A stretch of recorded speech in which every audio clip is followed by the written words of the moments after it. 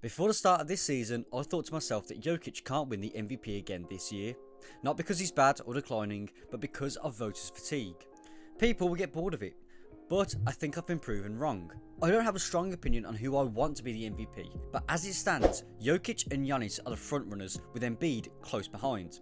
Out of these three candidates, I really see the race between the top two, because Giannis and Jokic are both the top seeds in their conference, despite Embiid's great season. Before I get to Jokic's case for the MVP, I want to look at what Giannis is doing. The Bucks currently stand with the best record in the NBA. Giannis has achieved this whilst averaging 31, 12 and 5, and since December 30th, the Bucks have made an incredible run, going 26 and 6 since that date. I know that numbers aren't everything, and I'm not taking anything away from Giannis, but statistically speaking though, compared to his previous MVP seasons, his numbers have been lower overall. I say this because I am holding Jokic to the same standard when looking at statistics. Moving on to Jokic, like I said at the start of the season, I didn't think he would win the MVP.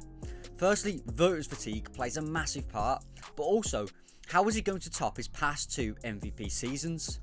Well, one way to do it is to average a triple-double, and that's what he's been doing. It's incredible. I've already made a video around his triple-doubles, and since then, he's gone from 92 triple-doubles in his career to 103. When Jokic has had a triple-double as well this season, the Nuggets have won every game bar two, which was just the other nights, to the Spurs and the Nets. So these triple-doubles aren't just empty stats or Jokic stat padding like he's been accused of. But can we also appreciate how impressive of a feat this actually is? A centre is in the top 5 of assists in the NBA, and the last time this happened was when Wilt Chamberlain did it in 1968. He finished second in assists per game, but led the league in total assists. Since then, it's taken 55 years for this feat to be broken. Jokic is also the first seed in his conference, which strengthens his case for the MVP. But what I think is most impressive is the fact that he doesn't have another All-Star. The Nuggets do have a lot of good talent around him, but Giannis has Drew Holiday and Middleton. Both have been All-Stars in the past, but only Holiday is this season. To go along with this, they have also got Brook Lopez, who is the frontrunner for the Defensive Player of the Year. Then, to top it off, they have amazing role players and incredible depth. It's also important to remember that this is a regular season award. If Giannis goes and wins the championship, but Jokic gets bounced out in the first round, that's not representative of the MVP award.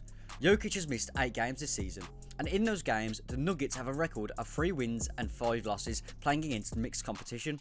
They've had hard games such as the Bucks and easier games against teams like the Timberwolves and Thunder. Flipping that over to Giannis, the Bucks have played 15 games without him and have a record of 9 and 6, again playing against mixed competition.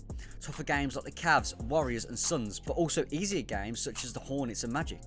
If you only go off stats, then you can create any narrative you want. The reason I look at them is for comparisons, but is it really fair? Does Giannis have less of a case because he has a good team around him? No, I don't think so. But I think that this proves more so that Jokic has a greater case, not that Giannis has a lesser one, because Jokic was able to do more with less. Jokic doesn't have the All-Stars, but the Nuggets are still competing for the best record in the league. There's no doubt that each team is much better off with their superstars in Giannis and Jokic, but it's clear that the Bucks can survive longer without Giannis than the Nuggets can without Jokic. Overall, I believe that Jokic is the MVP so far, but with the Bucks going on a solid run and Giannis increasing his numbers, the race is becoming really competitive. So who do you think is the MVP? Whoever it is, let me know in the comments below. But that's going to wrap it up for today's video. Thanks so much for watching. I hope you have enjoyed, and if you did, a like and subscribe would be greatly appreciated. And with that, I'll see you in the next one.